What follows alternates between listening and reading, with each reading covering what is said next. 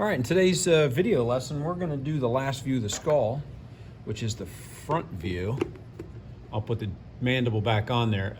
During this review, if we need any structures on the mandible, I'm going to take it off and I'll bring it back in. It's just easier for me to hold that way. So I'll be turning it this way and that, make sure you can see everything. And we're going to review, you can see it right behind there, we're going to review this view of the skull right here. So the first thing we need to identify is the coronal suture. That is the immovable joint that separates the frontal bone from the parietal bone. So this is easier if I turn it sideways. You can see the coronal sutures right here, and it separates frontal from parietal. Now on your handout, it's actually tagged on the side here where my index finger is clicking. Coronal suture. Next is the supraorbital foramen. Now our real one and none of our plastic ones actually have it, but you can see if I use my pen here, I put a pencil mark right there. Supra means above, orbital is the eye socket, and foramen is a small circular opening. So that's the supraorbital foramen. I do not have it indicated. It would be sitting right over here. Next is the optic canal. Excuse me. Next is the optic canal. We've seen this before, or the optic foramen. We've seen it from the cranial floor view. But if you look back in there, if I have to tell you, there you go. There's a small circular opening. I'm going to put the pipe cleaner right down in there so you can see. That is the optic canal, and that's where the optic nerve exits the back of your retina and then travels to your brain so that you can see. Optic canal. Next is the superior orbital fissure. Superior orbital fissure. Now that's a directional term, and it means above, and a fissure is a crack or cave-like opening. That's how I would describe it. And you can see right there, there is this superior orbital fissure. There's also an inferior orbital fissure, but it is not on your paper. That will not be part of the exam, but the superior orbital fissure will be. Nasal bone. Now we've seen that from the side view. That's the two small bones that form the bridge of the nose right here. Those are the nasal bones. Middle concha. Okay, concha means scroll or scroll like a newspaper that you rolled up. Now the middle concha, you have to look inside the nose. They extend from the lateral wall of the nasal cavity. The middle concha are here and here. Now you do have a set of superior concha, but they're actually in the ethmoidal sinus. You cannot see them. So there's one there. Then there's the middle concha or middle nasal concha right there. Now if I jump down, I'm gonna, well, I won't skip one. Perpendicular plate of the ethmoid bone. All right, now if you see inside the nasal cavity right here, there's a bony portion. Now most of that extending out to the front, which is not here, is all cartilage, which is part of your, the regular nose that you have right now. But in the back, it's bony. Now if I turn it just slightly, you can see it's shaped like the letter C, okay?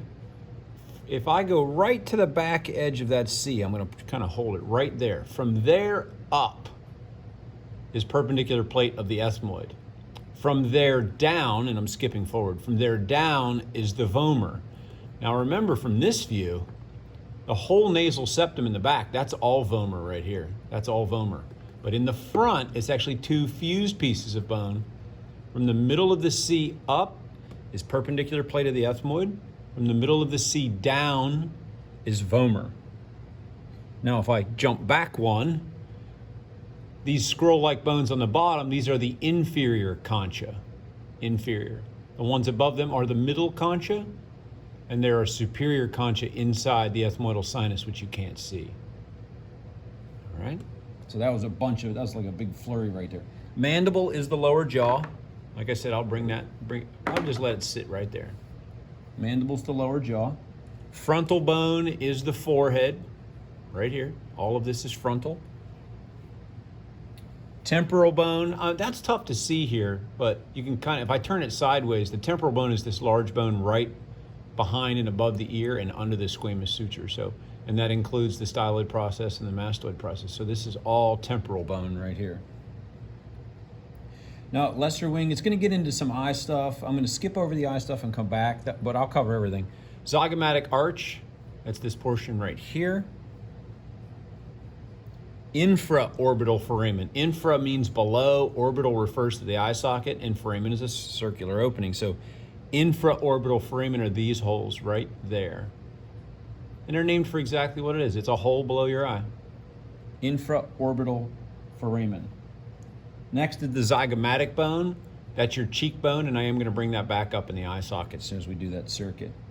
Styloid process is the sharp projection right here. Maxilla is the upper jaw right there, and it's also going to be in the eye socket. We'll bring that one back up. And then mental foramen, we've seen that before in the last video.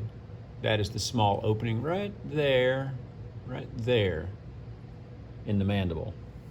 All right, now, the big complex issue with this view is the eye socket.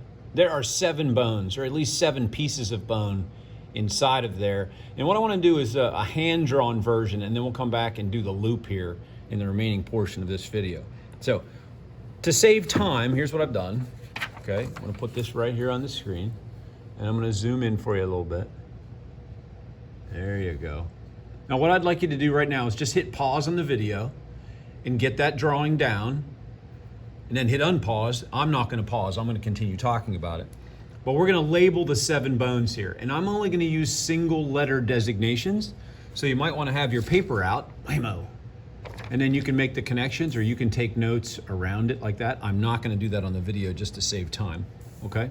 Now, there are 7 bones, and I like to do a continuous circuit. Like I start on the inside by the bridge of the nose, and then I go in a loop. I go up and out and around. Up, it doesn't matter what eye you do. I am actually doing the left eye, so as I'm mapping this, what I've drawn, or tried to draw, I'm not very artistic, is I've drawn this eye right there. Left eye, right there, and it's his left eye, you know, not your left, his left. All right, now there's a small thumbnail-shaped bone, and we've seen this one before. That is the lacrimal. Let me slide my hand in here. There we go. This is the lacrimal bone right there, so I'm just going to do that with an L. And then I go back. There's a rectangular window right here. I know this looks more like a square, but it's actually a rectangle. And I'm going to label this one E. That's for ethmoid. That's the lateral wall of the ethmoid. Then I go straight up into the ceiling. You can't appreciate this. It's a socket, so you can't appreciate this in 2D. But the ceiling of the eye socket is the frontal bone, so I'm going to label that with an F. F is for frontal bone. Then I come straight down, this little triangular looking piece of bone, and it has the optic canal right inside of it. This is the lesser wing of the sphenoid. I'm going to abbreviate that LW. Then I jump across the superior orbital fissure and I land right here. This one kind of looks like a kite. I'll show you that. This is the greater wing of the sphenoid. Then if I go straight out to the inside, the outside corner, this is the zygomatic bone. That's a Z, not an N, that's a Z. Zygomatic, and if I come around the corner of this big opening, if I come around the corner, the floor is actually the maxilla. I'll do max like that so you know it's not mandible. The maxilla actually comes off the inside of your face and then rolls in. So we have 7 bones. 1, 2, 3, 4, 5, 6, 7.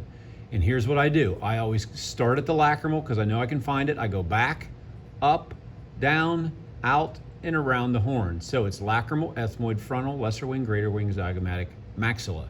If you guys do it like that, you will not be guessing on the exam, especially if we're live. So what I'm going to do is bring the eye socket back in.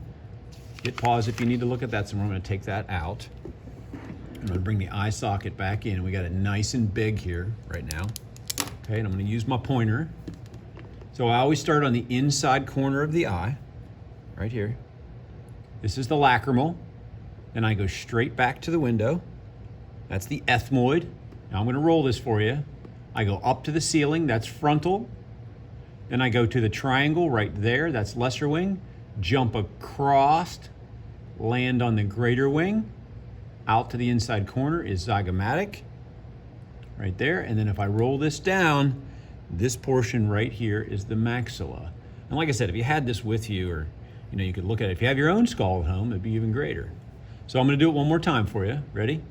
Lacrimal, ethmoid, frontal, lesser wing, greater wing, zygomatic, maxilla. And that's how you do it. Now watch, if you go to the other eye, nothing has changed. It's the same loop, okay? Watch. Lacrimal, ethmoid, frontal, lesser wing, greater wing, zygomatic maxilla. And you can actually, with that light shining, you can actually see that. And that's how you would do the 7-bone loop. At least that's how I do it on the eye socket. So if you have any questions, you guys can always PM me over the break or shoot me an email. I'm sure I'll be online, you know, at least once a day over the break. I always check emails just so they don't build up.